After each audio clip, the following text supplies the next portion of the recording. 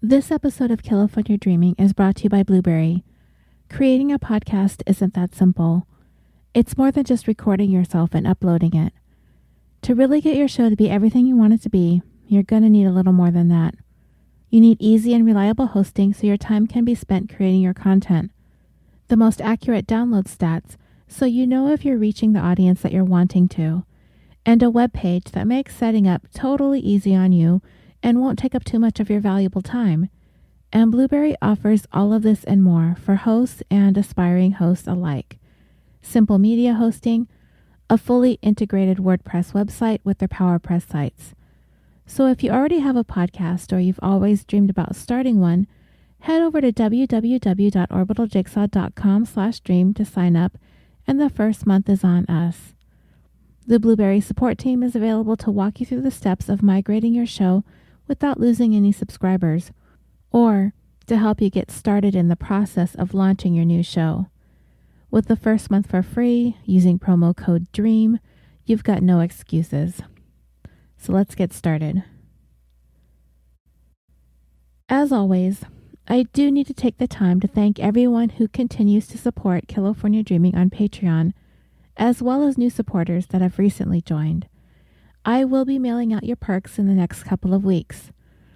I'd like to thank the following people who wanted to give the show a little boost for the holidays and increase their pledge in December.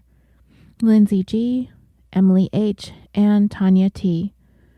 I'd also like to thank our newest patrons, Danielle, Wendy L., Cody H., Samantha S., April G., Jeffrey T., Crystal, and Juliet H. Thank you for believing in the show, and thank you for listening week in and week out. As long as you keep listening, we will keep making.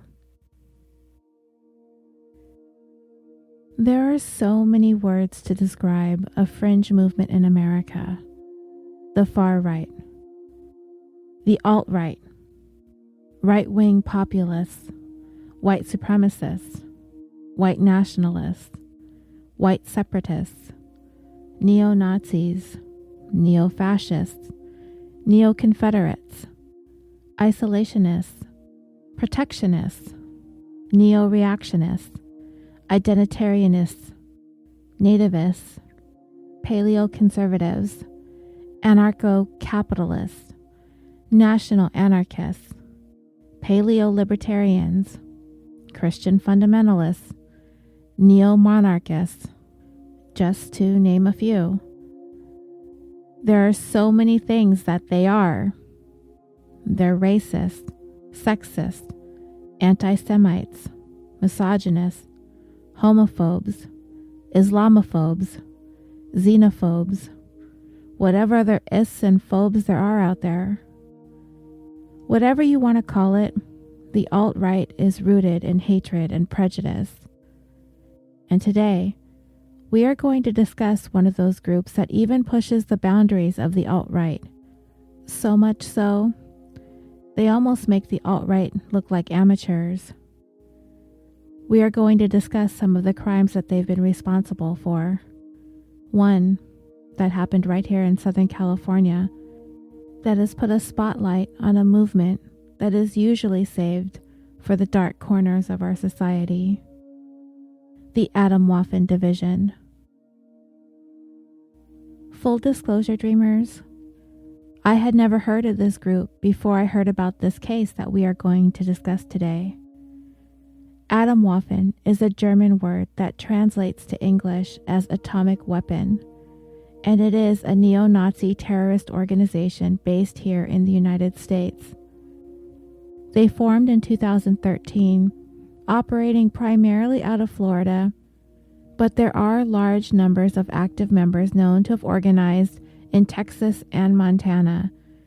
But it has been reported that there is known Atomwaffen activity in at least 23 states and Canada. They describe themselves as a very fanatical, ideological band of comrades who do both activism and militant training. Hand-to-hand, arms training, and various other forms of training.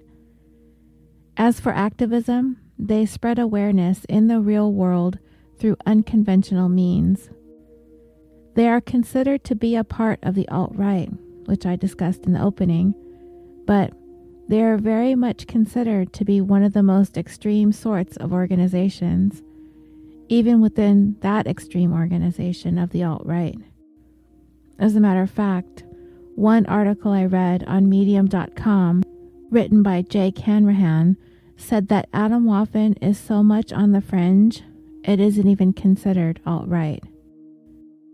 He said that he's been keeping track of Atomwaffen's activities since 2016, when he first heard of the group in an internet rabbit hole.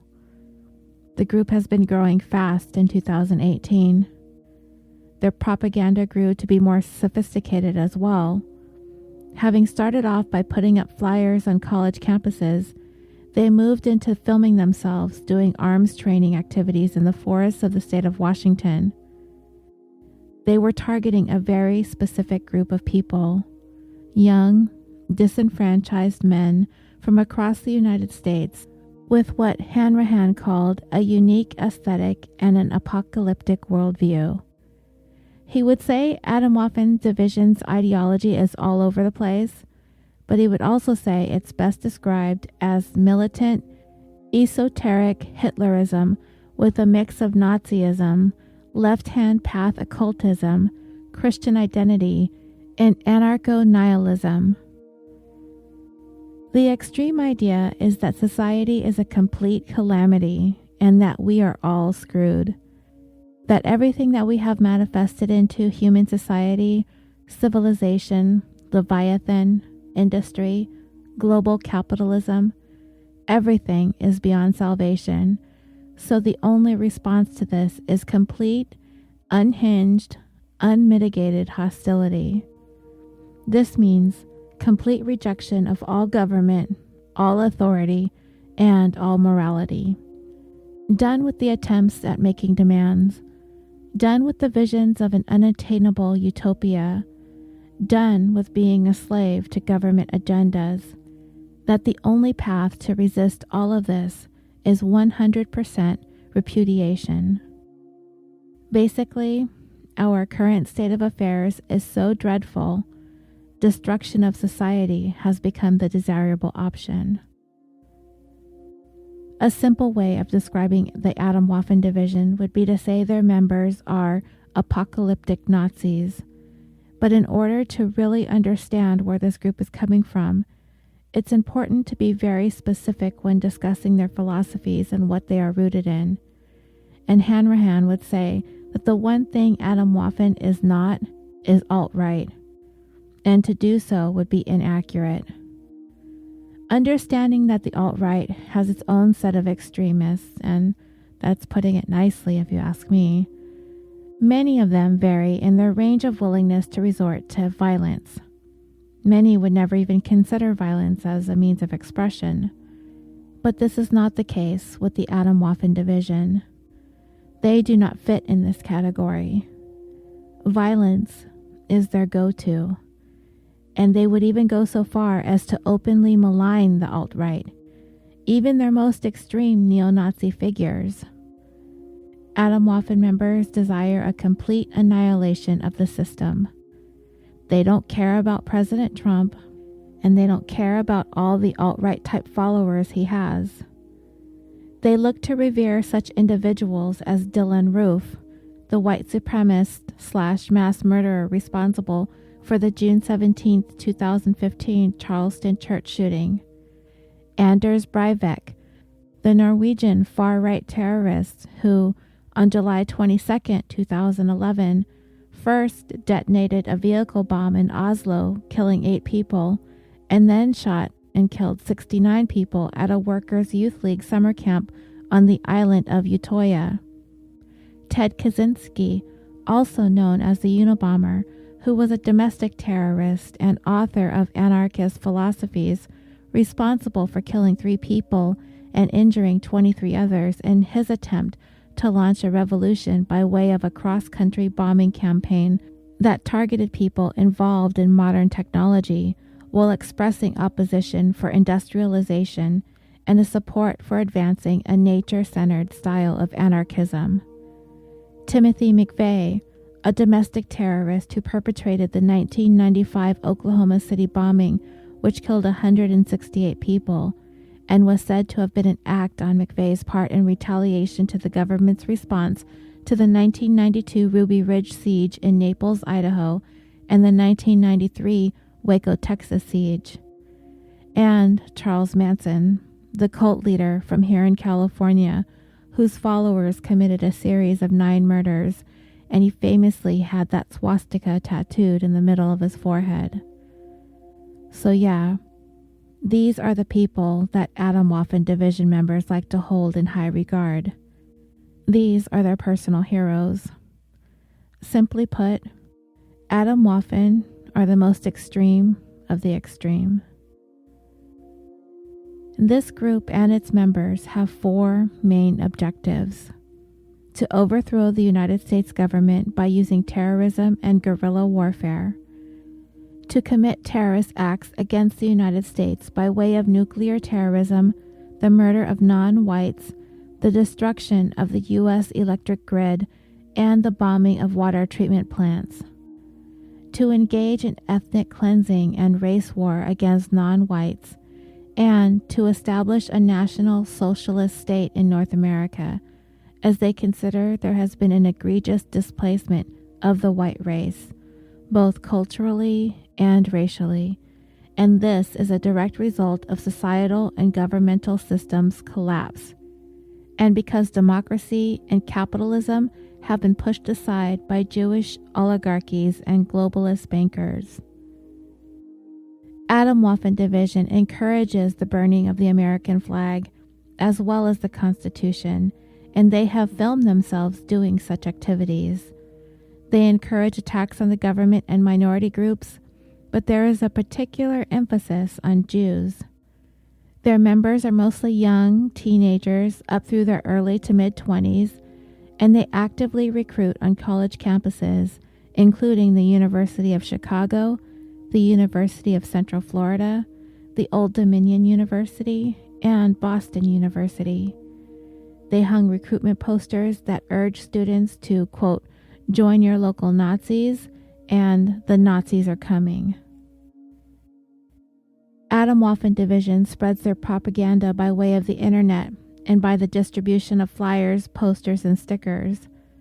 They gather in person and participate in what are called hate camps, which are organized hiking excursions that include military-style training drills and activities. They participate in white supremacist rallies and events that are organized by other white supremacist groups, and their members have been connected to some very serious and violent crimes, including murder, as well as plots to attack nuclear facilities and synagogues. Atomwaffen announced their formation on a neo-Nazi website, ironmarch.org, in the fall of 2015, but their website is no longer available. However, it can be viewed on the Wayback Machine. And this is what their homepage said. Formed in 2013, the Atomwaffen Division is a revolutionary national socialist organization centered around political activism and the practice of an autonomous fascist lifestyle. As an ideological band of comrades, we perform both activism and militant training, hand-to-hand and arms training. We spread awareness in the real world through unconventional means, and it has worked. We often go hunting, adventuring, and a favorite is urban exploring. We have various specialists in the group ranging from many occupations. Keyboard warriorism has nothing to do with what we are and what we do. Joining us means serious dedication, not only to the Atomwaffen Division and its members, but to the goal of ultimate, uncompromising victory. With this means only those willing to get out on the streets, in the woods, or wherever we may be in the world and work together in the physical realm. As it must be emphasized, no keyboard warriorism, but we do, however, have some among us who have adept programming or hacking skills. If you don't want to meet up and get things done, don't bother. The rest of the world is collapsing beneath us all as we speak. The system is beginning to suffer the consequences of its corruption. The failure of democracy and capitalism has given way to the Jewish oligarchies and the globalist bankers, resulting in the cultural and racial displacement of the white race. We have absolutely no room for moderates and cowards. We wish to appeal to the radical in this struggle, as it is the radical that etches their place in history. There is nothing that can be fixed in a system that is inherently flawed. National Socialism is the only solution to reclaim dominion over what belongs to us. The West cannot be saved, but it can be rebuilt and even stronger without the burdens of the past. Needless to say, since its inception, essentially in the past couple of years, Atomwaffen Division has emerged as one of the most disturbing hate groups in the United States. And in a span of 8 months, members of the group have been tied to several murders. Because of their volatile and violent ideology, and in the wake of these killings, and as a direct result of an in-depth report conducted by ProPublica, several companies have banned Atomwaffen from utilizing their online services to spread their message or find financing for their activities, and the manufacturer of their t-shirts have cut ties with the hate group as well.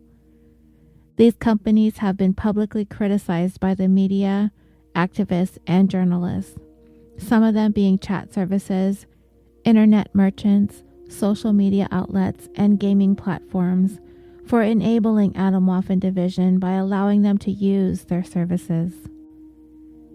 As a result, Atomwaffen has been banned from Discord, which was designed to allow gamers to communicate with one another, but had been used by white supremacists to share things like bomb-making instructions, plot violent gatherings, and celebrate the killings committed by Atomwaffen members. Atomwaffen has been banned from YouTube, where they had their own channel, posting their propaganda videos of violent imagery and racist messages, things that are in clear violation of YouTube's policies on hate speech that does not allow for videos made with the primary purpose of inciting hatred against individuals or groups based on certain attributes, such as race, ethnic origin, religion, disability, gender, age, veteran status, sexual orientation, or gender identity. YouTube actually hesitated pulling Atomwaffen's video at first, some of which the group had called for a race war, but after Motherboard, the Daily Beast, and the Anti-Defamation League went after YouTube for allowing the videos, they eventually reversed their stance and took them down, terminating Atomwaffen's account earlier this year at the end of February.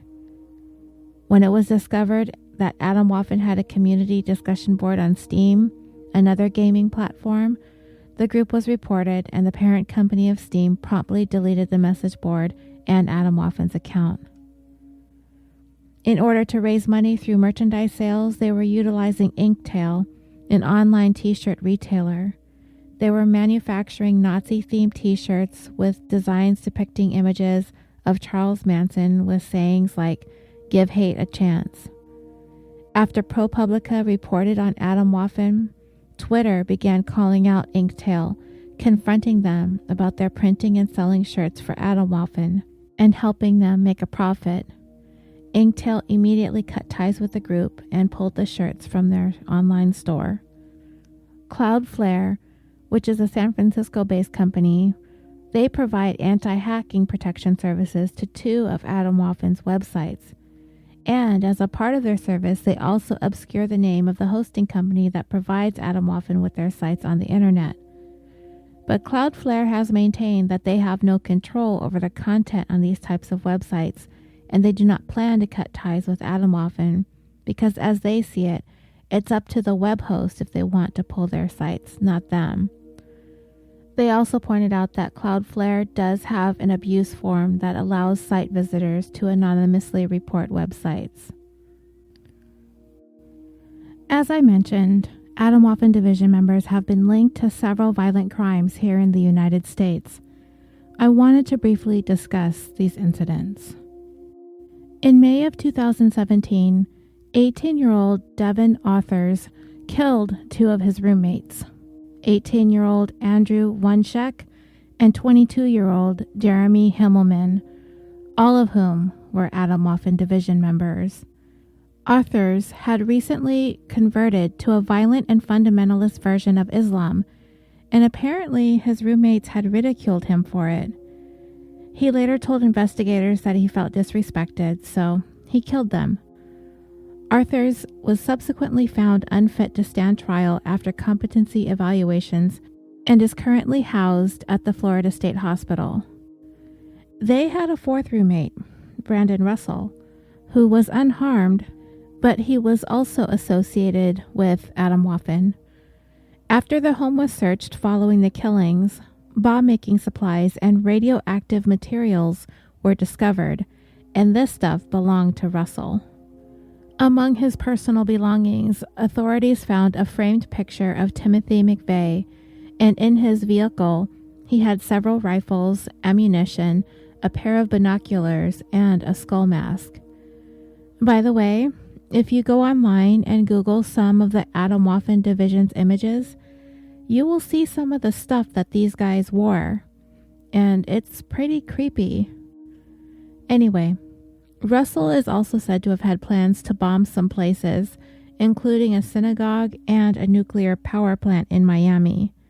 He was sentenced to 5 years in prison. Next, 17-year-old Nicholas Giampa of Reston, Virginia, had become disgruntled over a breakup with his girlfriend.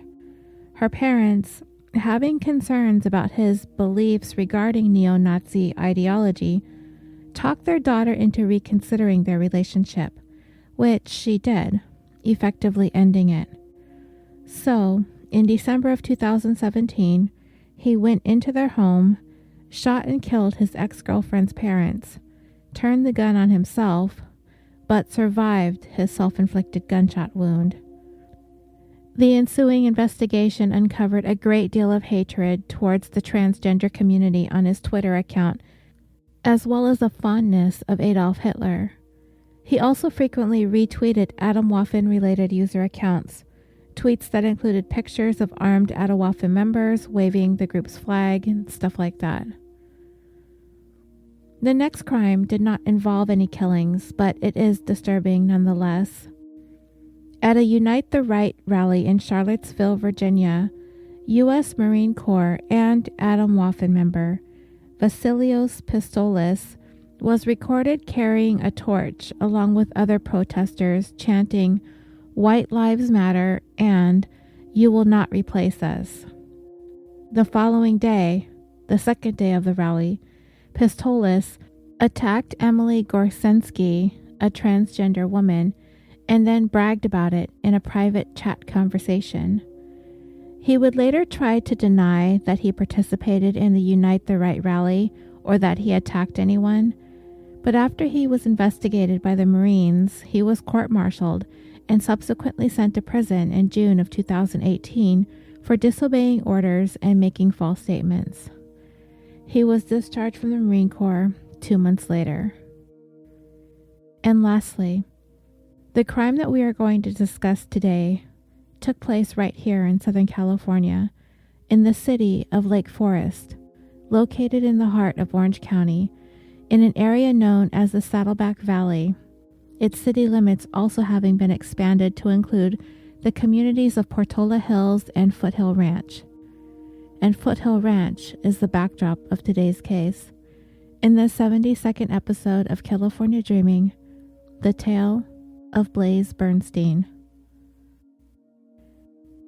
Dreamers, I've been wanting to tell you Blaze's story for a while now, and I really want us to get to know him, who he was in life, before we get to how his story came to an abrupt end.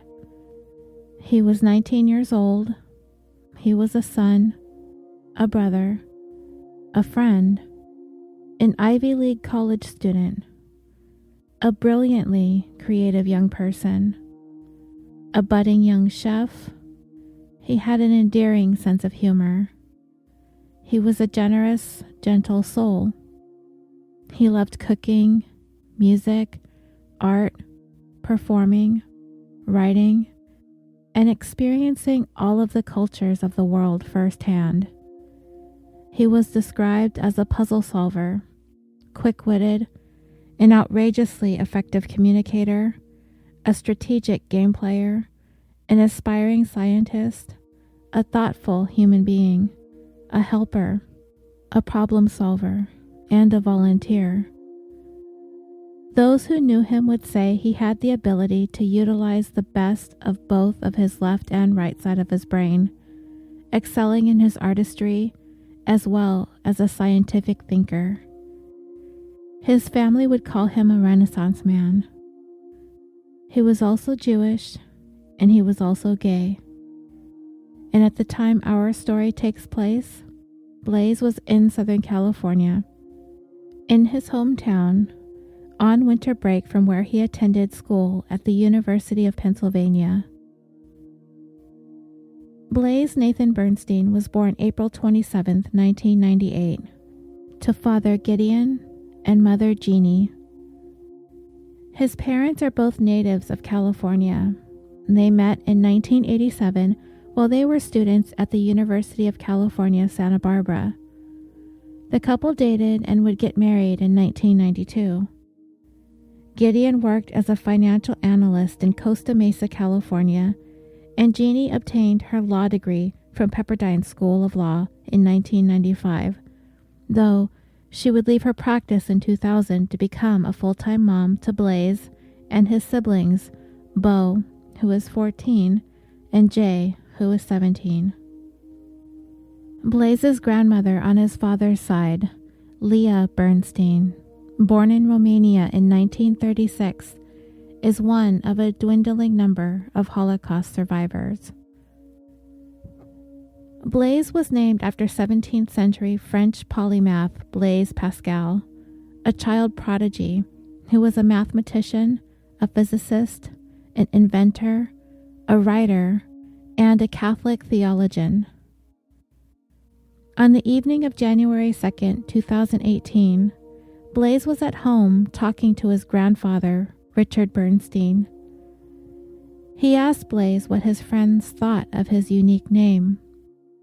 He said that when people would ask him about it, he couldn't recall what the backstory was. Blaze was told that he was named after Blaise Pascal. The story brought a smile to his face as his parents shared with him how proud that they were that he was living up to his namesake. They knew that he was destined for greatness. His mother would say, from the moment that she laid eyes on him, she knew that there was something special about him. She dreamt of his name that night, that his name was Blaze. In her words, her new son, her firstborn, was going to change the world. He was followed by 2 more children in their Orange County home, a place where Jeannie and Gideon fostered a loving and creative environment. That evening, the evening Blaze's grandfather would share the story of the origin of his name, would be the last evening Blaze would ever be seen alive. Blaze attended high school at the Orange County School of the Arts, OSHA for short. It is pronounced OSHA because it is formerly known as the Orange County High School of the Arts, or OCHSA, OSHA, but has since included the middle school level grades, so they took out the H and the pronunciation stuck. It is a 7th through 12th grade public charter school that accepts students based on an audition process. Aside from their academics, they cater to students with talents in performance, visual arts, literary arts, and culinary arts. Rhea Rofsky was one of Blaze's best friends from childhood, and then they attended OSHA together when Blaze was accepted. She described him as a very kind, caring, loving person, and knowing what she knew about her friend, she wasn't surprised that he wanted to attend OSHA. It was the perfect place for Blaze to explore his creativity as well as gain a quality education. Another friend of Blaze's, Claire Valou, described Blaze as one of the smartest individuals that she'd ever met. He was brilliant, she would say, with a unique quality that when you talked to him, you knew that he cared. You knew that he felt that what you were saying and how you were feeling was important to him. And with all of his friends and everyone he knew, at OSHA, Blaze flourished. His writing teacher, Eric Tyron, described Blaze as a beam of light, one of those rare kinds of students that wanted to do the work that it took to be successful. He was bright, smart, focused, determined. Blaze was the kind of student teachers dreamed of, and as he was making his way through high school, writing became his passion. I know that family and friends often speak affectionately of their loved ones in the stories that we tell, and a lot of times we've joked that if anyone ever eulogizes us by saying that we were a kind, loving, compassionate person, that they'd be lying, right? But I sense that Blaze was all of these things, and more. Of course, I didn't know him, but he just seemed to possess those qualities people are saying of him. They say it with a genuineness and a lovingness that comes across while listening to Blaze's friends and family describe his character. He was a young man who was very, very much adored by everyone who knew him. There was another student who attended OSHA. His name, Samuel Woodward. If there were ever a polar opposite to Blaze's bright, vibrant, eclectic personality, Sam Woodward would be it. His teachers would describe him as very, very serious, basically all the time. That was his emotional range. He never smiled, he never cracked a joke, and he would never be one to chuckle at a joke either. His acting teacher recalled a time when Woodward wanted to perform a monologue all about the military. He wanted to portray a character in the military, a high-ranking member like a general or something like that. Woodward, being at OSHA, seemed to be at odds with what he appeared to be about. It was a school that centered on the arts, creativity, diversity, tolerance, and acceptance. But Woodward, many felt, was a very troubled young person and was filled with many disturbing thoughts and ideas. Blaze's friend Raya knew Woodward pretty well, and she knew he had a reputation for being bigoted, a racist, sexist, and homophobic person. She had a friend who attended a playwriting class with Woodward, and there was once this time when they were all issued copies of Raisin in the Sun, which is a play written by Lorraine Hansberry and made its Broadway debut in 1959. It's the story of a black family residing in the Washington Park subdivision in the Woodlawn neighborhood in Chicago, who strive to better their lives after receiving a windfall of insurance money after the death of their father. When the students were finished studying the play, they turned their copies back into their instructor, but Woodward's copy had the N-word scrawled throughout it. Raya also recalled seeing Woodward drawing pictures of guns in his notebook in class.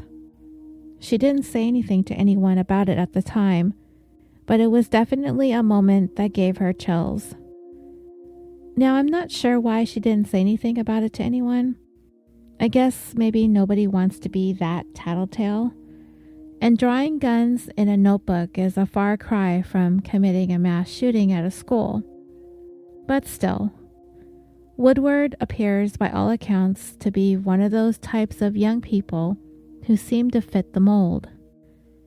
And no, he didn't ever shoot up the school, But if anyone was ever worried about this kid's behavior, they weren't wrong. And even if he had shot up the school, nobody would have been surprised. What do you do with a kid like that?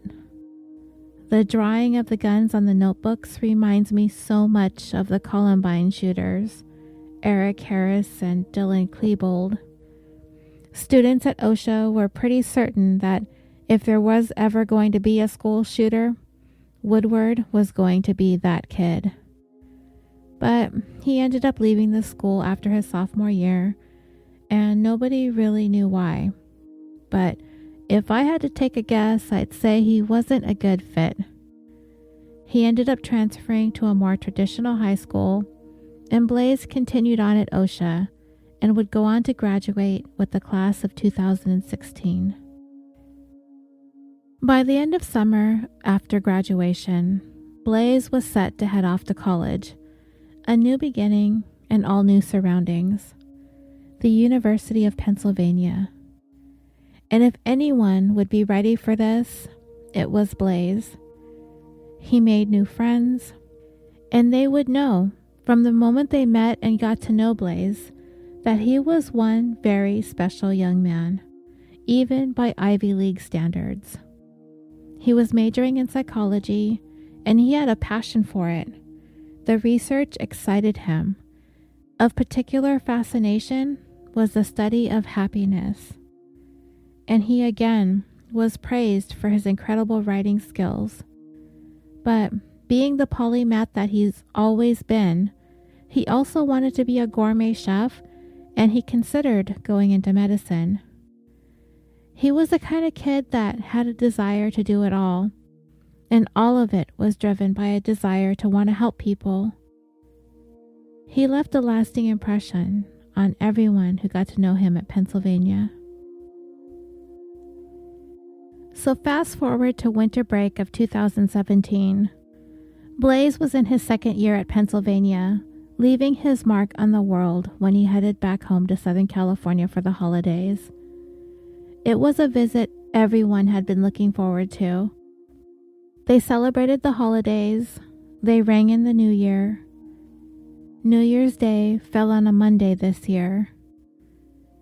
He had that last conversation I described earlier with his grandfather about the origins of his name. And it was sometime later that evening, late into the night of January 2nd, or in the early morning hours of January 3rd, that Blaze left the house. The next morning, nobody really took notice that Blaze wasn't there. They didn't know that he had left, and they didn't know that he wasn't asleep in his room. They assumed that he was sleeping in.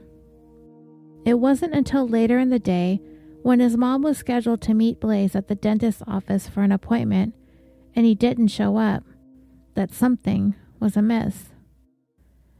Mom began calling his phone. No answer. She called Dad. He asked her if Blaze had ever come home the evening before, and she yelled into the phone that she didn't know. She quickly left the dentist's office and headed home. Dad left work immediately as well and did the same. They rushed into his room to see if he was there. There was his wallet, his keys, his glasses, but not him. All his stuff that he would have needed with him wasn't with him, except for his phone. He had his phone, presumably. His parents immediately called police, and then they grabbed Blaze's laptop and attempted to get into his social media accounts, but that wasn't easy. Finally, with the help of some of Blaze's friends, they were able to gain access to a Snapchat. And what they saw was chilling. He had sent his home address to someone, and that someone was racist, bigoted, homophobe, and one-time classmate of Blaze's, Sam Woodward. Jewish and gay Blaze sent this guy his home address. To Blaze's best friend Rhea, there could be only two possibilities for Blaze to have sent Woodward his home address, and for him to come over and pick up Blaze. Either Woodward was interested in a potential sexual encounter, or Woodward was interested in doing Blaze harm. There was no other reason for these two to get together. They were not friends. They had nothing in common. And knowing what she knew about Woodward, more likely than not, he wanted to do harm to Blaze. Within the day, word spread that Blaze was missing. His parents went before the media and made pleas for any information regarding the whereabouts of Blaze. His mom implored the public to keep their eyes open for her son. She wanted him home with her, and she wanted him home immediately. All they had was that one message on Snapchat with their home address sent out to someone they had no idea who he was. Sam Woodward. Neither Gideon nor Jeannie had ever heard this person's name before. But Rhea knew. She knew all too well. And it was terrifying to her when she heard that Blaze was missing. But when she heard that he was with Sam Woodward, the terror amplified exponentially. She knew that he was crazy. She knew that he was racist. And she knew that he was homophobic. After following some leads and looking at surveillance footage, the investigation led authorities to Borrego Park in the Foothill Ranch area of Lake Forest. The park itself is relatively big, but adjacent to it are the Whiting Ranch Wilderness Park and the Limestone Canyon Natural Preserve, and those places are enormous. The sheriff would tell reporters that the search was going to be slow and tedious, that they've got to get out there and they've got a lot of brush area to get through in the hopes of finding any sign of Blaze. And the hours of searching would turn into days of searching, the desperation growing with each passing day. So aside from being a bigot, a racist, and all the other adjectives that we've used to describe him, who is this Samuel Woodward person?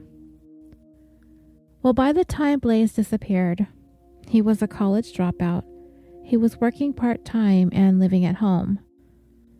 While police paid him a visit at the onset, he, according to the investigators, could not be more cooperative. He explained to Blaze's parents and to police that he and Blaze headed to Borrego Park to hang out for a little bit, to catch up, as the two old friends hadn't seen each other in a while.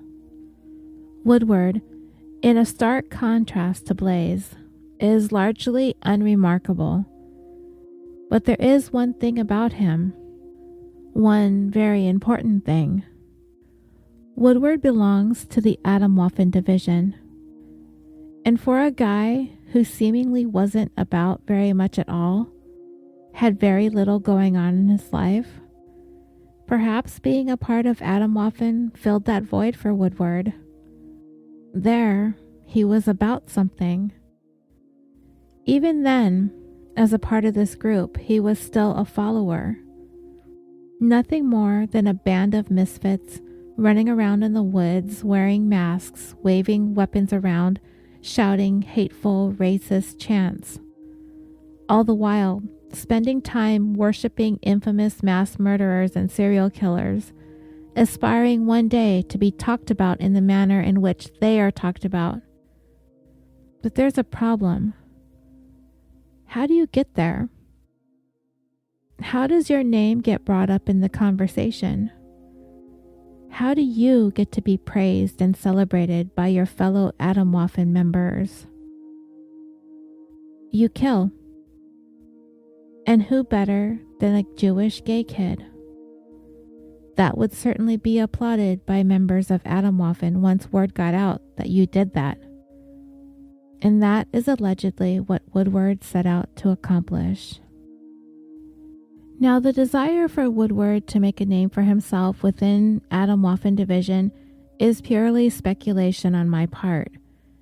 But based on what I read about the aftermath and the messages going back and forth between members, Killing a Jewish person garners you a great deal of respect within its ranks. So it leads me to believe that this is a prime motivator. I also don't know to what extent Blaze understood what Woodward was like. It seemed common knowledge in high school that he was a dark, brooding teenager with a bit of a mean streak and a proclivity for violence.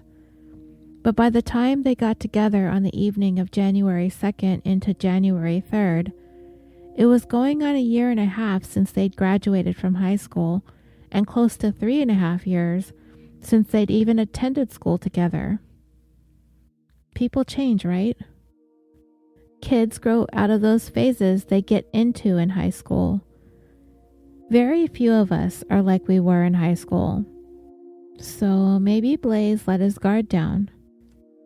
And who's to say he had very much of a guard up in the first place? Like I said, I did not know Blaze. But based on what everyone has said, I could very easily see him completely blowing past the fact that the Woodward he knew in high school had some deeply troubling issues going on and just opened himself right back up, like no time had passed at all. And it's been surmised that Blaze was under the impression that Woodward was interested in him sexually, as it would have likely been the easiest way to entice Blaze to meet with him that night, considering that they did not seem to have much of a friendship otherwise, nor did the two have anything in common. There has been information uncovered to confirm that the potential for a sexual encounter was the lure that Woodward utilized in order to connect with Blaze. Information has also revealed that Woodward indicated that it was his intentions to pose as gay in order to trick an unwitting individual, but it's not clear if he had indicated to anyone or shared his plans to cause that person any harm or to murder anybody. All he's known to have said is that he was going to pretend to be gay curious to attract men, only to reveal that he was leading them on because that's what they deserved, and he used anti-gay slurs in talking about this.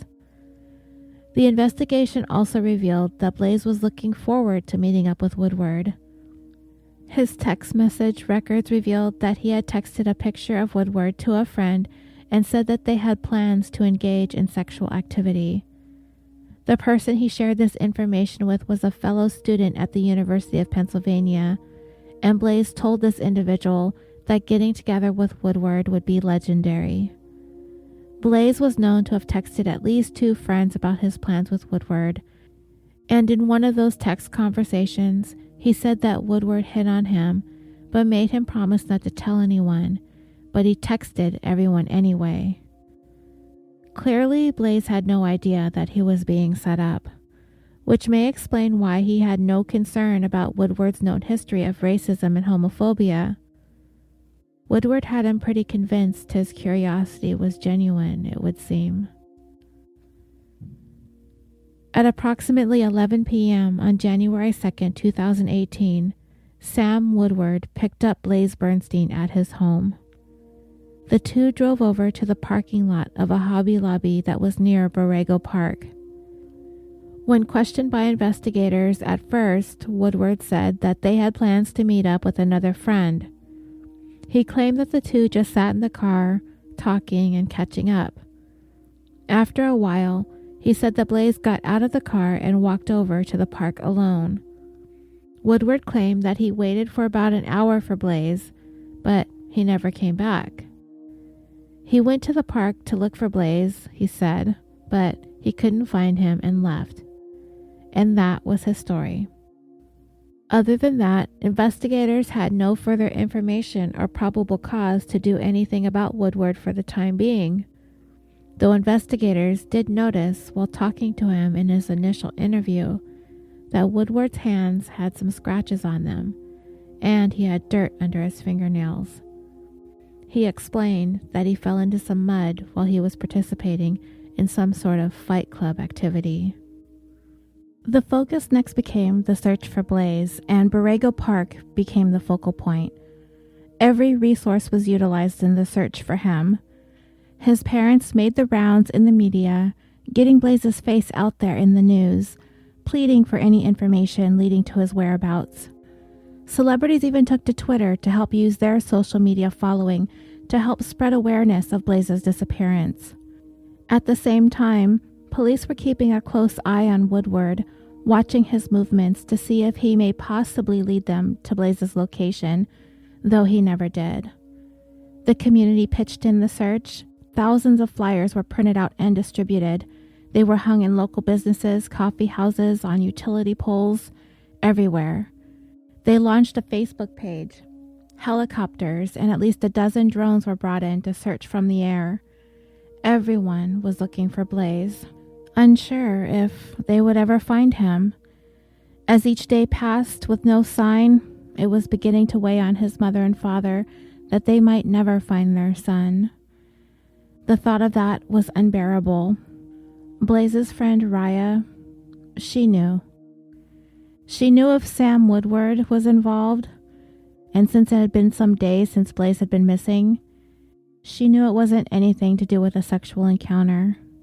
She knew he was dead, and she was certain of it. She knew that Woodward had that kind of hate in his heart. Getting into day 7 of Blaze's disappearance, his family, and all of those who were out there searching for him were growing weary and frustrated. Detectives had felt like they combed every inch of Borrego Park. They were on the verge of giving up. But just as they were about to throw in the towel, they decided to give it one more try. It was pouring rain that day, but they went out anyway. And the search finally came to an end, and it wasn't in the way that anyone was hoping for. On January 9th, about a week after Blaze was last seen or heard from, he was finally discovered in a shallow grave in Borrego Park, obscured by a large tree branch and a mound of dirt. Under that wet mound of dirt was Blaze. The news devastated his family and everyone who spent the last 7 days scouring that park in search of him. This was the first homicide in the city of Lake Forest, California in 4 years. 3 days later, on January 12th, Samuel Woodward was arrested and charged with first-degree murder. Blaze's autopsy would later reveal that he was stabbed more than 20 times, most of them in the neck. There was evidence of defensive wounds on his hands and on his fingers. DNA evidence collected at the scene, as well as inside Woodward's vehicle, linked him to the crime. And then Woodward would change his story. He claimed that when he and Blaze were hanging out, Blaze kissed him on the lips, and that he attempted to push Blaze off of him. Investigators noted that while telling this version of the story, Woodward became visibly agitated. He clenched his jaw, and he balled up his fists, as he described how he told Blaze to get off of him. So based on this information, it would seem that is going to be the basis of his defense, that he, along with his attorney, would deny that there was any element of hate to this crime, and that they are likely going to claim that this was a case of self-defense. And this would mean that when this case goes to trial, that Woodward is going to have to take the stand if he's going to claim he felt threatened enough to have to resort to using deadly force against Blaze. The investigation into Woodward's background would contradict his denying this was a hate crime, however. In the beginning of this episode, I went into some details about the Atomwaffen division, so you have a basic understanding of what that is all about. Well, Woodward is a member of Atomwaffen, and by this past August, 8 months after Blaze's killing, and Woodward having been charged, the Orange County District Attorney, Tony Rakakis, made the announcement that he would be adding the hate crime element to the charges, revealing that just in his phone alone, they found over 100 items involving neo-Nazi and Atomwaffen material. In the investigation into Atomwaffen concluded by ProPublica, It was revealed that at least 3 individuals confirmed that they were told by Woodward that he was indeed a member of the group, an avowed member, which the district attorney described as a violent and secretive neo-Nazi group with an obsession with the occult and ties to at least 5 killings in 2017. D.A. Rakakis stated, "We will prove that Woodward killed Blaze because he was gay," adding that materials discovered in his electronic devices were graphic and chilling and spewed hate towards almost every protected group out there. Atomwaffen is considered to be one of the most notorious extremist groups in the United States and Canada, and with Blaze having been stabbed more than 20 times, it is considered to be an act of extreme rage and hatred and was committed against him, not only because he was gay, but also because he was Jewish. And with this added hate charge element, if Woodward is convicted, he could face life in prison without the possibility of parole. And it was, in fact, ProPublica that found Woodward's connection to Atomwaffen and contacted the Orange County District Attorney's Office to inform them of their findings, eventually prompting the DA to add those charges. As Blaze's family, friends, and his community mourned his loss, this other group, it seems, was rejoicing at the news that one of their own had committed this brutal killing. And you know I'm talking about the Atomwaffen division. Everyone in this group says that they are a Nazi, and every one of them celebrated Sam Woodward for murdering Blaze Bernstein. Not only did he kill a Jew, he killed a gay Jew. To the Atomwaffen division, it was like killing 2 birds with 1 stone. And to Atomwaffen, this made Blaze's killing even greater in their eyes. And just how deeply rooted in hatred this group is built upon came to light in the ProPublica expose. Just in case you aren't familiar, ProPublica is an independent nonprofit newsroom that produces investigative journalism with a moral force. They dig deep into important issues, shining a light on the abuses of power and betrayals of public trust, sticking with it for as long as it takes before someone can be held accountable. Their mission is to expose abuses of power and betrayals of public trust by government, businesses, and other institutions, using their forces of investigative journalism to spur reform through the sustained spotlighting of wrongdoing. Investigators at ProPublica sifted through 250,000 messages over a 6-month period that were somehow leaked to them, and they published them in an expose revealing some of what was said about Blaze's killing. It was ProPublica that first reported Woodward to have been a part of the Atomwaffen division, and that he was known as Saboteur and Arn in the chat group. Woodward became a topic of conversation in the private discussion forum. One user named Henrik posted on January 31st, 2018, quote, "Arn was the one-man gay Jew wrecking crew, to be honest." Username Kirmar wrote, "Samuel, gay Jew wrecking crew, Woodward is his new name." Username Werewolf wrote that he predicted copycat crimes would be beneficial to the group following Woodward's arrest. The group also discussed previous Atomwaffen chat logs that had been exposed by ProPublica, and some of them remain suspicious about which members may have provided the screenshots of the chat and leaked it to the press, specifically the ones that confirmed that Woodward was indeed a member of Atomwaffen. One commenter wrote, "Rats and traitors, get the rope first." Based on the information ProPublica was able to obtain, it determined that Atomwaffen division has active cells in about 23 states, and this includes California. The group's national leader is a man named James Cameron Denton, and he goes by the username Rape in chat forums. They hold these 3-day hate camps in order to train and prepare for a violent insurrection, and it's been confirmed that Woodward attended one of these hate camps in Texas sometime in 2017. And it's been documented that Woodward actively participated in the chat forums both before and after Blaze's murder. Some of his posts involved discussing the author of the violent publication entitled Siege, a 65-year-old neo-Nazi named James Mason. He is recognized as the so-called intellectual father by Atomwaffen division members.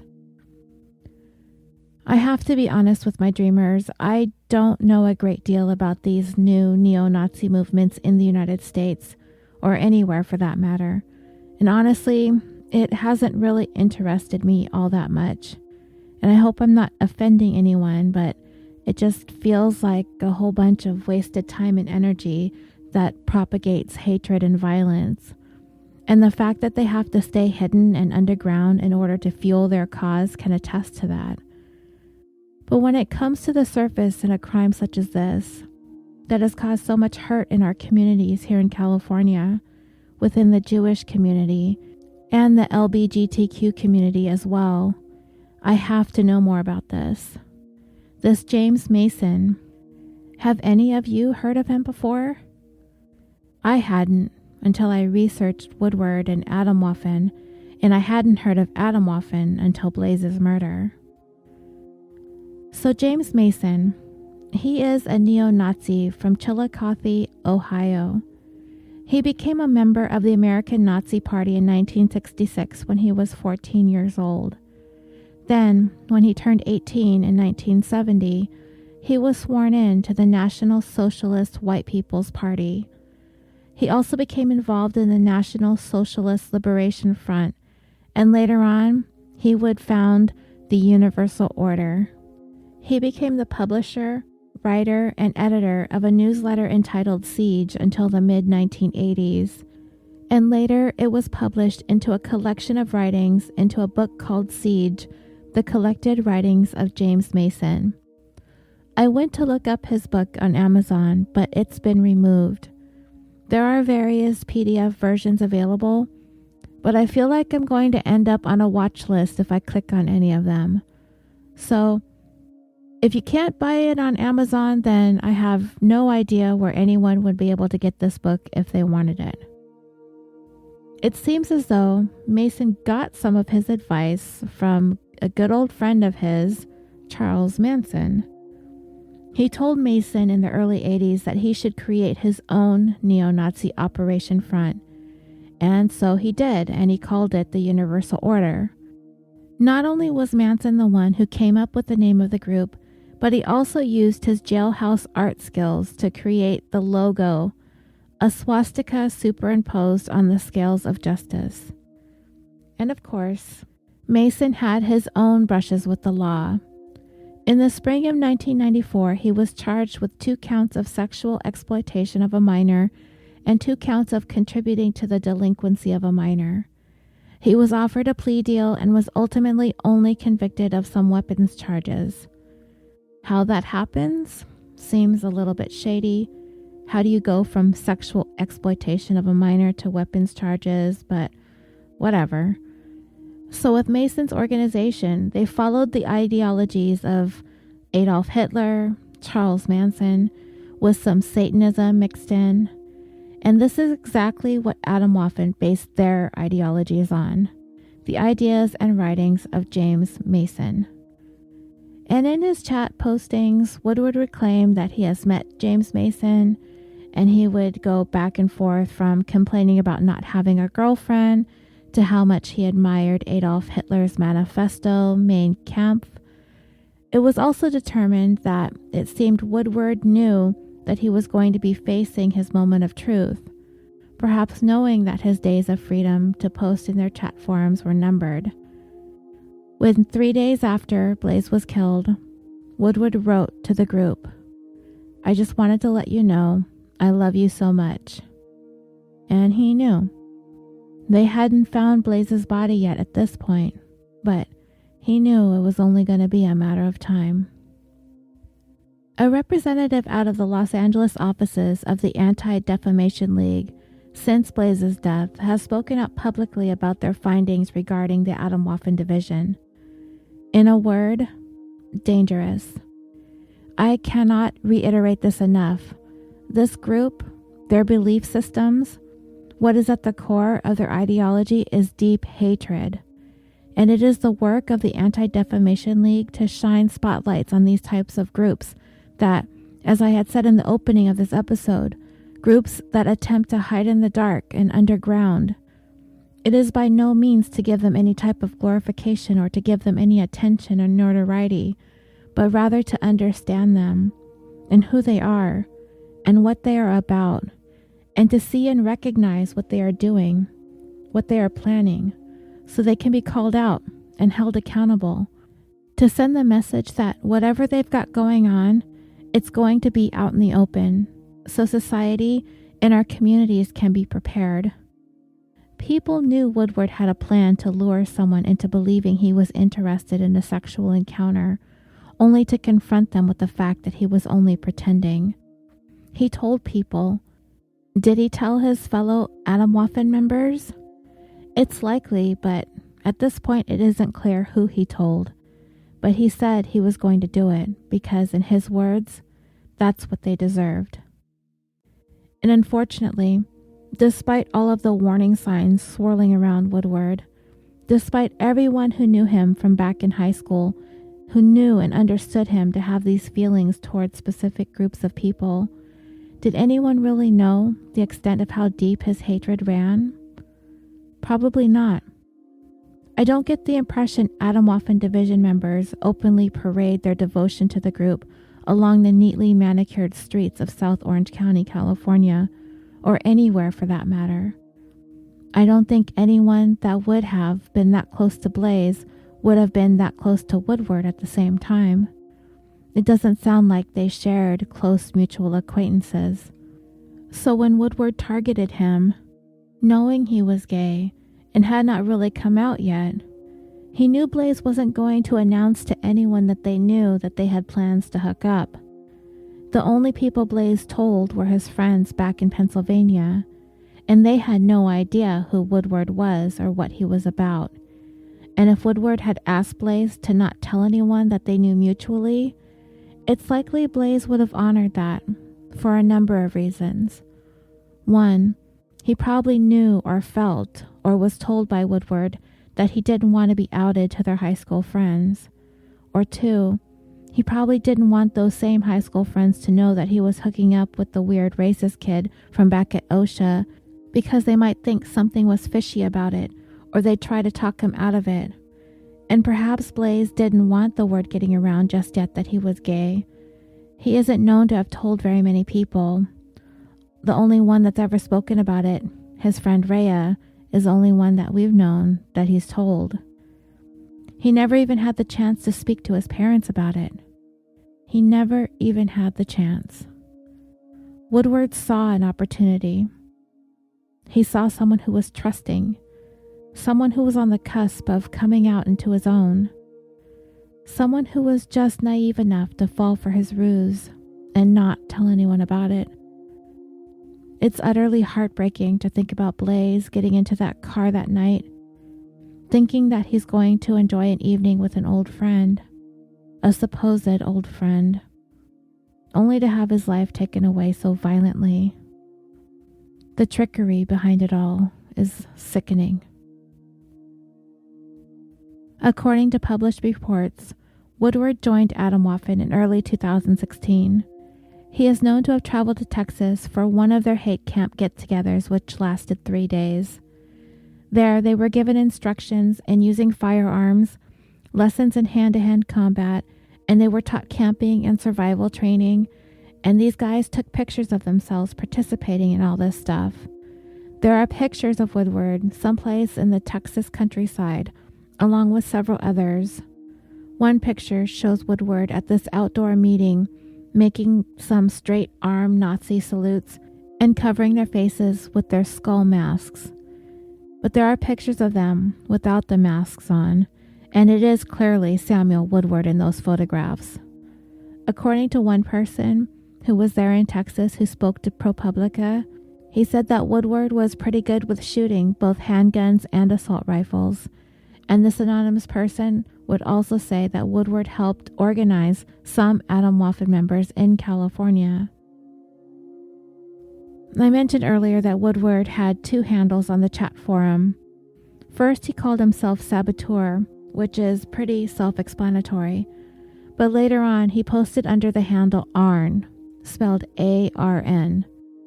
I tried to look up what it might have meant, and there are several acronyms those letters stand for, but as far as I could tell, he only capitalized the A, so it's just the word ARN. The first thing I found is that Arn is a character in a Swedish film trilogy called Arn the Knight Templar. Arn Magnusson is a knight and the son of the powerful Folkung dynasty in the 12th century. He grew up in a monastery and is trained in archery, swordsmanship, and horsemanship by a former knight. Arn is also said to be ambidextrous. And as the story goes, one day while he was wandering in the woods, he encountered 3 men trying to force a young girl into marriage. When the girl turns to Arn for help, 2 of the men attempt to attack him, but he ends up killing them. Though the monks at the monastery do not feel that Arn was wrong for defending himself, they question the one who trained him into being a warrior, to which they are told that Arn is not meant to be a monk, but destined to be a soldier of God. The plot of the movie follows his journey as he leaves the monastery when he returns to his family. He gets pulled into a power struggle for the crown of Vastra Gadaland. He helps his friend kill the old king, and this leads to a war between factions. Arn, along with his fiancée, are excommunicated for premarital relations, and he is falsely accused of having relations with his fiancée's sister as well, and they are forced into 20 years of atonement. His fiancée is in a convent, and he is a knight of Templar in the Holy Land to fight the people who lived in the desert of Arabia. Anyway, the story goes on. I don't want to get too far off track, but it sounds like a pretty good movie, and it seems like Arn is the protagonist of the story, a warrior, a swordsman, etc. So I'm thinking that that is the origin of Woodward's Atomwaffen handle. However, I also did read that Arn is a hallucinogenic drug obtained from extracting dextromethorphan, or DMX, from cough medicines and dissolving the crystals into a mixture of Ritalin and isopropyl, and then re-evaporated, which can be snorted, taken orally, or injected. It has psychedelic effects similar to PCP or ecstasy. So those were my 2 best guesses at the origin of his handle online. And like I said earlier, he talked a lot about not having a girlfriend in the chats and other stuff typical of a 20-year-old. He talked about video games that he liked to play and TV shows that he liked to watch. But he openly and frequently objected to the existence of, in his words, quote, mongrels, Jews, and gays. And by mongrels, I'm assuming he means persons of mixed racial background. He felt like James Mason's and Adolf Hitler's writings were like his versions of the Bible, divine revelations to him. To Woodward, violence and mayhem was the only way to be a true Nazi. It's hard to pinpoint Woodward's venture into wanting to be a part of this movement. It said groups like National Socialist Underground fascinated him. They were a German group that launched a sustained spree of terrorist attacks over the course of 10 years between 2001 and 2011. They robbed 14 banks, they planted explosives that killed 10 people, and most of those victims were immigrants. Woodward once wrote in a chat room, quote, "The NSU was pretty cool." One documented chat conversation that he had talked about the Bosnian Civil War that took place during the 1990s. During that time, thousands of Bosnian Muslim women were raped by Serbian troops and paramilitary unit troops as a part of their so-called ethnic cleansing campaign. Woodward wrote, "The only acceptable case of miscegenation, or the mixing of different racial groups, either by marriage or sexual relations or procreation, but is largely looked upon negatively in terms of its impact on the purity of a race or culture." And by the way, anti-miscegenation is of course a common refrain amongst white supremacists. So yeah, he said that the only acceptable case of this is what the Serbs did to captured Bosnian women. He wrote that in 2017. He was quite fond of the idea of using rape to frighten and terrorize women of color, as he viewed them as enemies. He wrote, quote, "Force them to carry around the spawn of the master and the enemy." Do we need a puke break, dreamers? I swear, this guy wonders why he's single. I can hardly believe that this kind of thinking continues to permeate certain segments of society. Young people like this. I have a 19-year-old, and I cannot imagine her or any of her peers believing this nonsense. Honestly, it makes me wonder what happened to Woodward in his young life that all this anger and hatred grew from. It's just sad. When ProPublica published their expose regarding Woodward's involvement in Blaze's murder, along with his involvement in Atomwaffen, the group did see it and it did get their attention. They posted the article in their chat forums. Nobody felt a hint of sympathy for Blaze, naturally, at least not openly in the chat rooms. It didn't happen. He became the butt of all their jokes. They used racial slurs commonly used against the LGBTQ community, words that I'm not even going to speak and edit out because I don't say these words. Curse words I say, but slurs, I can't. One member wrote, "Sam did something stupid. Not that he didn't deserve to die, just simply not worth a life in prison for." And this member did not use the pronoun he. He used a homophobic slur and a racial slur in discussing Blaze. So the Orange County District Attorney has laid out some of the evidence that they have against Woodward. He had a rented car to pick up Blaze in. Blood was discovered on the headliner of the vehicle and was tested and found to be a mixture of both Blaze's and Woodward's blood. Blood was also discovered on the driver's side visor of the vehicle as well, and this was also a mixture. Blaze's blood was also found on a sleeping bag found outside Woodward's house near the window of his bedroom. In a search of Woodward's bedroom, investigators discovered a knife that had dried blood on it, and it too was tested and was determined to be Blaze's blood.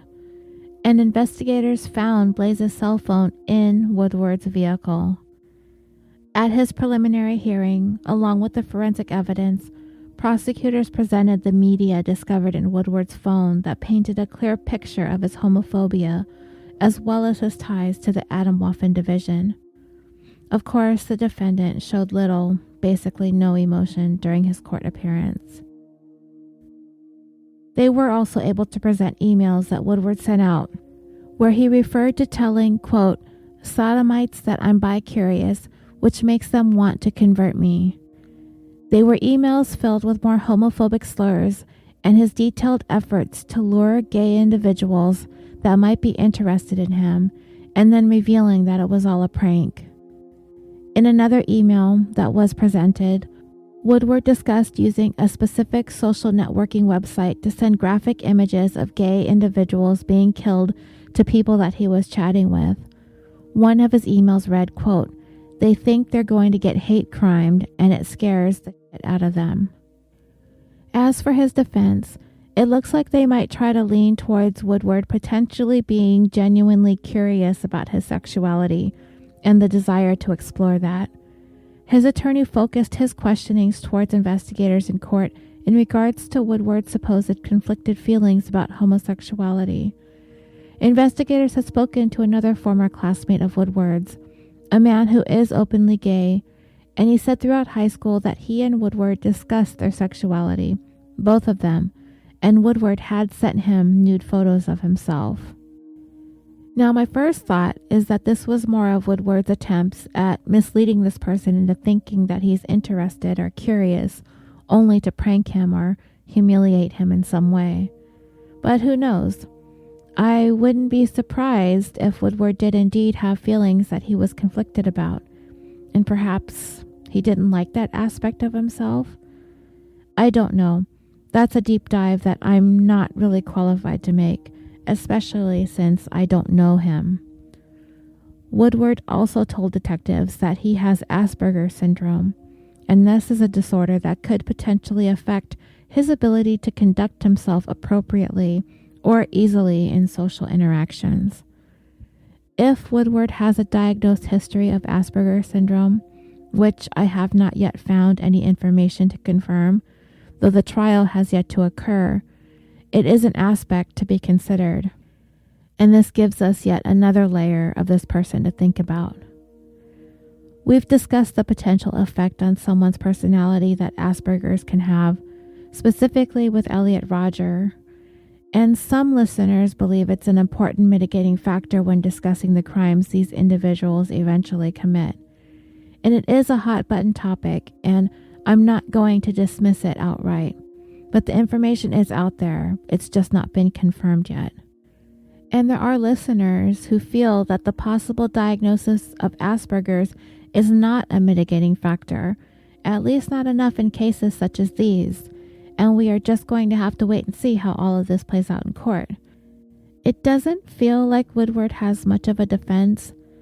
His attorney might be hoping for a second-degree murder conviction, but even then, there are many aspects of what Woodward did leading up to Blaze's killing that do not lend to that. And then there is the element of the hate crime. Hate crimes in California are prosecuted very aggressively, and the laws are quite complex. If someone commits a crime and a factor in the motive for the crime was to target someone because of their race, religion, ancestry, gender, sexual orientation, skin color, disability, or national origin, it will be considered a hate crime. The prosecution has to prove that this was an element in the crime, and it was the intention of Woodward to harm Blaze specifically because he was gay or Jewish or both. Woodward also has the potential to be sued in civil court by Blaze's family following the criminal trial, and if he's convicted with the hate crime enhancement, then that conviction alone will establish his civil liability, and all that needs to be considered is how much damage was suffered. In Woodward's case, because he's accused of killing someone and the motive was because of race and/or sexual orientation, the hate crime element is considered a special circumstance, and it does become punishable by life in prison or by the death penalty. But it does not appear as though the Orange County DA is seeking the death penalty in this case. And that could be because of a number of factors, including the age of the offender, the lack of an extensive criminal history, as well as the wishes of Blaze's family. And another thing Woodward's attorney pointed out at his preliminary hearing is that it is not a crime to write or possess reprehensible or objectionable material on his electronic devices or online, stating, quote, "There are many among us who have things in our electronic devices that are objectionable, if not shameful." Which is true, but it isn't the first time a criminal defendant's online activities have come into evidence in court. It lends to the circumstances surrounding the defendant, what was going on in their life at the time of the crime, what their state of mind might have been like. Nowadays, the cell phone, the computer, the social media accounts are often some of the first places investigators look for information and evidence to help define or solidify a criminal case. And what his attorney said is true. Just because he has all this hate stuff in his phone, none of that is illegal. But hey, how many of us would be damned in court if our browser histories were examined? As of this episode here, my Google history is not pretty. But for Woodward, it seems to all fit, and it makes sense as to what he was all about when he decided that he had the right to take Blaze's life.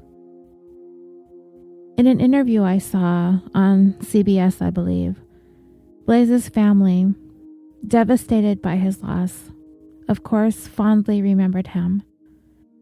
His grandfather spoke of his vivid imagination, his curiosity, always wanting to know and learn. Blaze was deeply loved. His grandmother, a Holocaust survivor, had a love for Blaze and the rest of her grandchildren, unlike anything else in this world. She holds on to pictures and memories tightly. He lives in their hearts.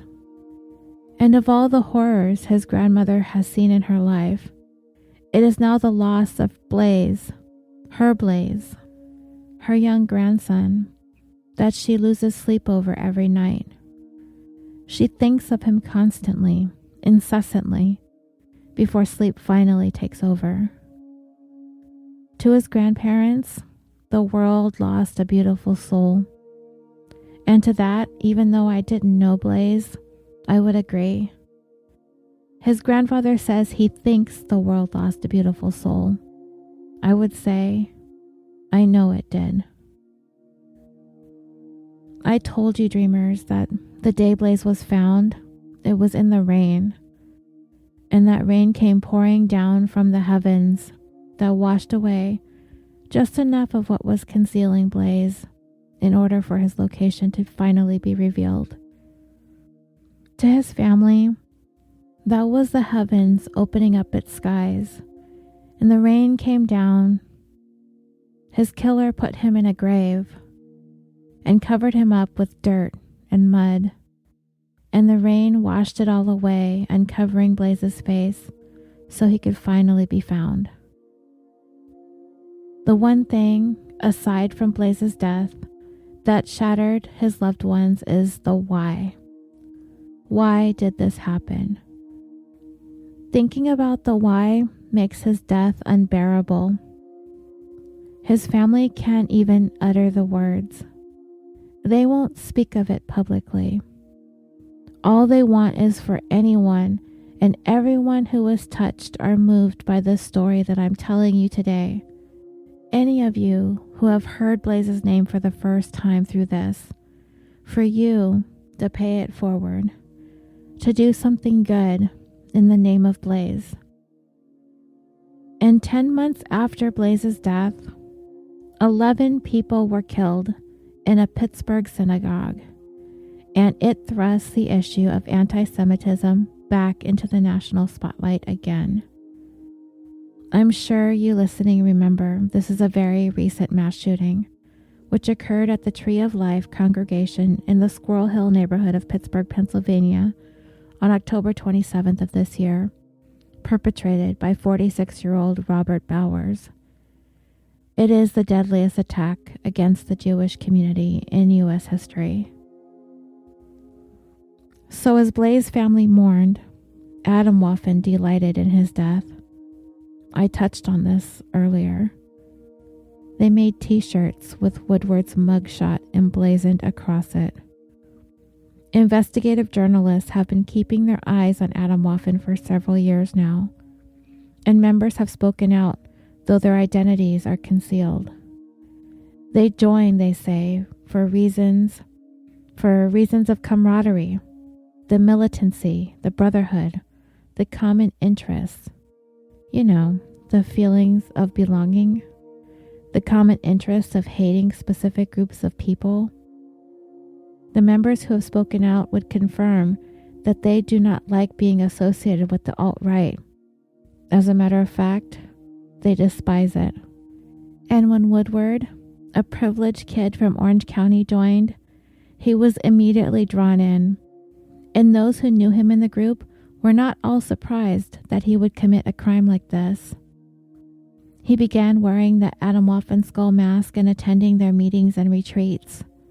The things they aspire to do, to obliterate power grids, water plants, telephone lines, the desire to shut down the system, it is all fueled by hatred. Ambitions that are unrealistic, but with a hate that is very, very real. But their main priority is to kill Jewish individuals. Second on the priority list are gay individuals. And they are in chat rooms applauding Woodward's actions, reveling in it, laughing at it. LOLOC, they type repeatedly, laughing at Blaze's murder in Orange County. Atomwaffen desires for Jewish people to be wiped off the face of the planet. The murder of Blaze not only angered the Jewish and LGBTQ community, it also caused fear. The fear that this group, known for the worst kind of racism, anti-Semitism, and hatred, is beginning to emerge from the shadows and putting themselves on the forefront of their movement. And as Blaze's grandmother would recall, he was a target, just as she was all those years ago, when she was made by Hitler's Nazis to wear a yellow star. The irony is not lost on Grandma, that she escaped that, only to have it follow her. That is what she has said. It is following her. The tentacles of hate that continue to transcend time, space, and generations. Blaze's family is fighting hate with love, and Grandma has not lost hope because to her, she continues to believe the good will always outweigh the evil. And they fight. They blaze it forward, guiding their grief into a movement of kindness and love, establishing a memorial scholarship in Blaze's memory. On the Facebook page, they raise money for foster care, for at-risk youth. They raise money for OSHA, doing what they can to honor Blaze, to repair the hurt in any small way that they can. Thousands came to honor Blaze at the Orange County LGBTQ Pride Parade in June, and they rededicated the parade in his name, in his memory. This is the way Blaze's family now lives. This is what they've dedicated themselves to. It's their promise to turn what happened to their son into something inspiring. And if they can move one person away from Atomwaffen, then they've won. And it seems they did. The Atomwaffen member who spoke to CBS said that because of Blaze's murder, he left the group. Without revealing his identity, he expressed his sorrow for what happened, for what Woodward did to Blaze and to his family. And in the park where Blaze's life ended, where his life was extinguished, people from around the world have left stones in his memory. And this is where he lives on, in the memories and dreams of those who knew and loved Blaze. And this brings the 72nd episode of California Dreaming to a close. Thank you for your patience in me getting this episode put together. I did not want to rush it, but there's also another reason, and it will become clear very soon by way of a bonus that I've recently recorded as well, so there's that. Don't forget, if you aren't already a member of the Facebook group, please come and join. Come to discuss this case, as well as all the other cases we cover on this show, or any other podcasts that you enjoy listening to. Current events, crime news, all the good, happy stuff as well. You can also follow me on Twitter at CaliforniaPod and on Instagram at CaliforniaDreamingPod. Also, really quickly before I go, I did receive a few more Christmas bonuses on Patreon from Anna W. and Dee Dee J, and those came after I recorded the beginning of this. So I wanted to thank you, and I'm going to try to remember to thank you too at the beginning of the next episode as well in case you missed this. Thank you for all of your love and all of your support of our show. California Dreaming is proudly brought to you by the Orbital Jigsaw Network. We are a podcast production company located in Los Angeles, California, with a mission to create some of the best podcasts to listen to consistently improve upon our content and rosters of shows, and to develop new content that appeals to people all over the world, and to provide a thriving community for listeners and podcasters alike. And I am very proud to be a part of this group of shows and hosts. So, please come and visit us at www.orbitaljigsaw.com. You can follow the links to all of our shows, to our merchandise stores, and to our blog. That's www.orbitaljigsaw.com. Dreamers, thank you so much again for listening. Until next time, sweet dreams.